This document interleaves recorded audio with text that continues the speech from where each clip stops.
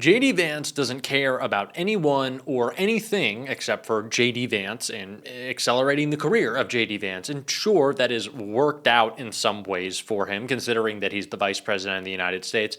Although he does have to be Donald Trump's vice president and to have sold his soul and to have sold out his family. So I wouldn't exactly say it's gone perfect for JD, because when you sell out everyone around you, eventually they don't want to be around you anymore. And that is what is happening to Vance with new reporting, a scandal exploding in his marriage after he just publicly attacked his wife. We're going to get into it all and a lot more on JD. But before we do, if I could quickly ask you to leave a like on this video. And if you haven't already and you enjoy our channel, to hit that subscribe button, because it goes a long way in supporting our work. Now, before we get into the disgusting and insincere attacks that Vance made against his wife, I want to start with the lies he is telling right now about the government shutdown. Kelly Meyer with News Nation, and my dad was a pilot, so thank you for what you're doing to keep this guy safe.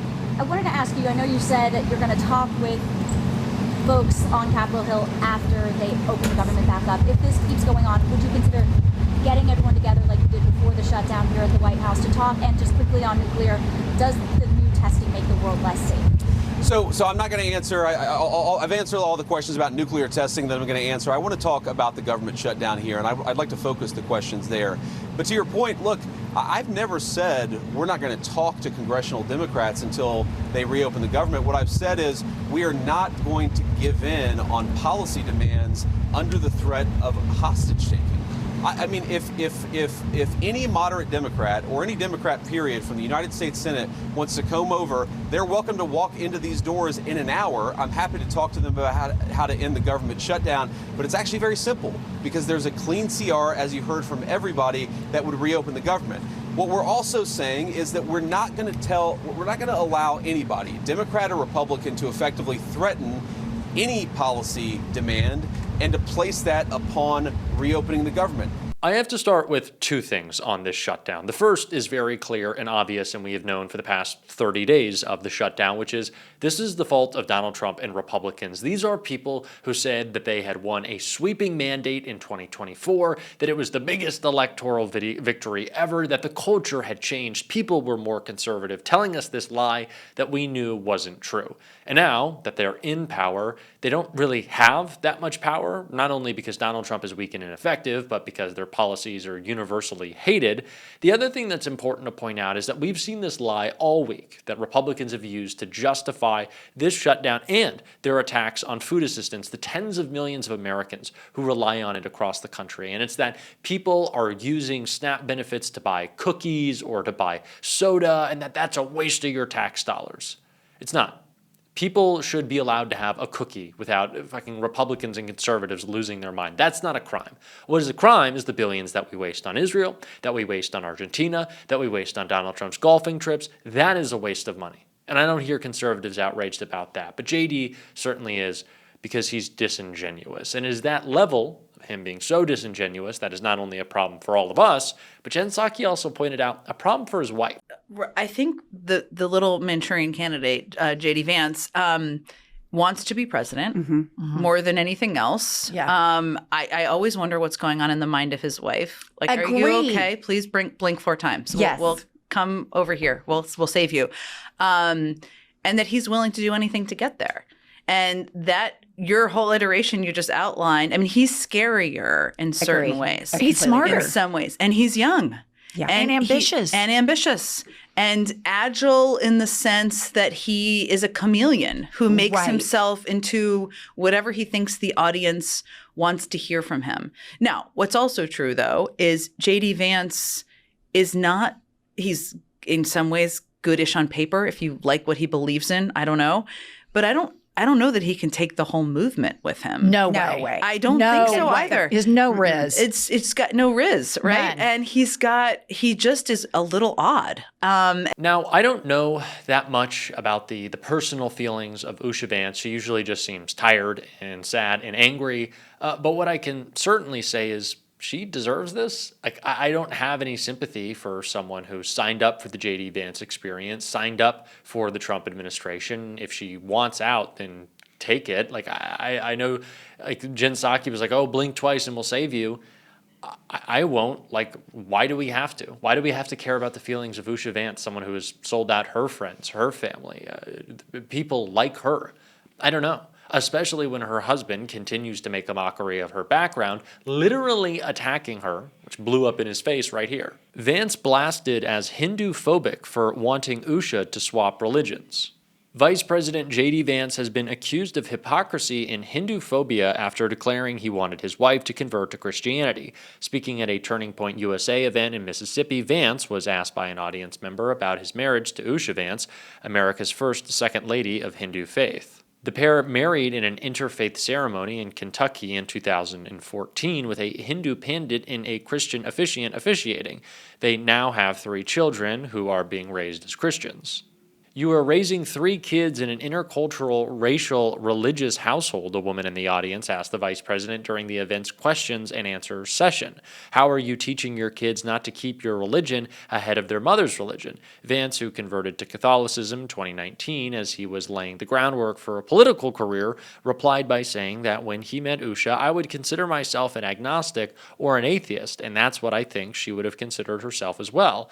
Now, most Sundays, Usha will come with me to church, he added. As I've told her, and I've said publicly, and now I'll say in front of 10,000 of my closest friends, do I hope she will eventually, somehow, move to be the same thing that I was moved by in church? Yeah, I honestly do wish that because I believe in the Christian gospel, and I hope my wife eventually will come to see it the same way. The vice president added that if Usha decided not to convert, then God says everyone has free will. But while Vance's remarks were met with applause from the MAGA Republicans and the Christian conservatives who make up much of Turning Point's base, he also faced backlash from other quarters. The Times of India, the nation's 3rd biggest newspaper and the world's largest selling English language daily, observed that Vance came across as Hindu-phobic.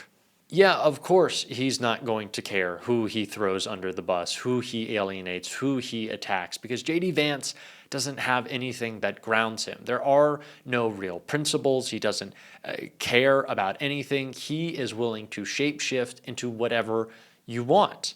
And that doesn't work when people see just how phony and weird you are, which is how all of us see JD Vance. And the way that he is willing to throw his wife under the bus, sure, it underscores the racism of MAGA, but it just also continues to tell us that JD Vance isn't a person that can be trusted. None of these people can be. And we need to make that very clear, that while JD Vance is willing to put on a mask to cover up or I guess show his racism, we also have to point out that of those who are wearing masks to carry out their disgusting attacks. And Jasmine Crockett talked all about that right here. Even though modern day policing was born out of slave patrols, when I was speaking with one of my friends who is a federal law enforcement officer, he told me that one of the things that he has observed is that the culture is created at the top. And when I think about it, it absolutely makes sense.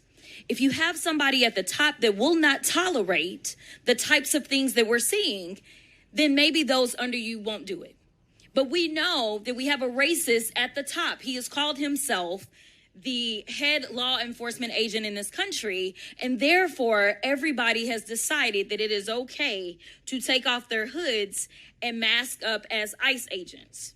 Now, we've talked about how they have hidden themselves, but again, it reminds me of the Klan.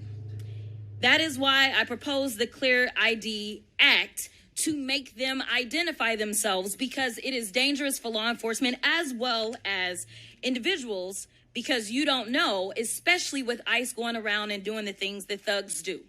They're busting out windows, they're breaking into homes, they're breaking people's arms.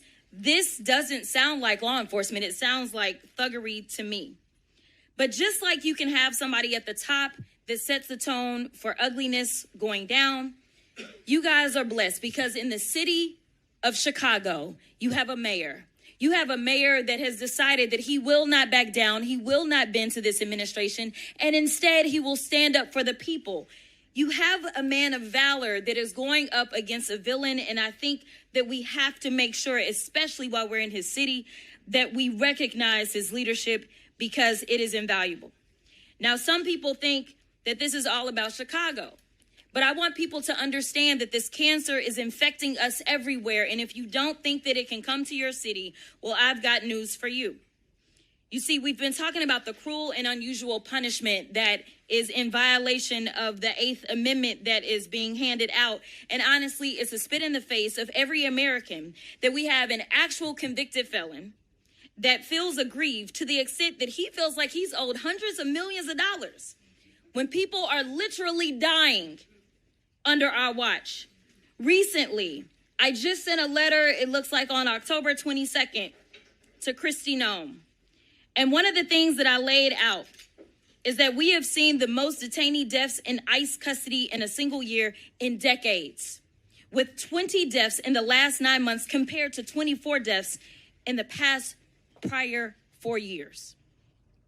Now, this week, we learned that an individual who went to the Dallas ICE field office for a routine visit, meaning that they were doing things the quote-unquote right way, they were detained. They knew that this individual had diabetes and required insulin every 2 hours. Despite ICE having been told this, the individual was denied access to their medication for 8 days, resulting in hospitalization. There are some that say that we are making America great. But to me, it doesn't feel like greatness. It feels like grossness. That's right. And in fact, I want to ask a few questions, and it doesn't matter who answers them. Is it great or gross to go into people's houses and drag them out in the middle of the night? Gross. Is it great or gross to make people afraid to do something as simple as go to school? Gross. Is it great or gross to make hard-working people say, I am too scared to show up to my job? Gross. Extremely gross. Thank you so much to each and every one of you for your courage. Thank you so much for showing up. And Miss O, I want to tell you that I understand that your mother is being detained in El Paso. I did go and visit that facility. I want you to know that I am always on my job. I'll yield back. There needs to be some real accountability for those who have carried out the criminal actions of this administration. I do think that includes ICE and mass arrests, prison sentences. These people have broken the law. There needs to be accountability. And if it doesn't come, we will not be able to fix what they have already broken. And we are going to continue to talk about that on this show every single day. If you want to support that, as always, you can hit that subscribe button, leave a like on this video. If you stuck around to the end, drop a blue heart in the comments. Keep on fighting. Don't let them silence you. And until next time, I'll see you soon.